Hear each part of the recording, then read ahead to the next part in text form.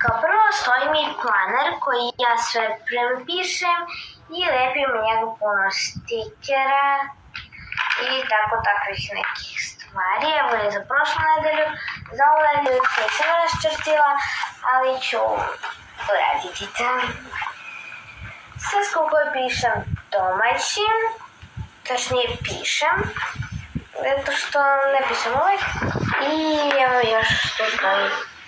Da! Šta? Mali rečnik sa francuskim.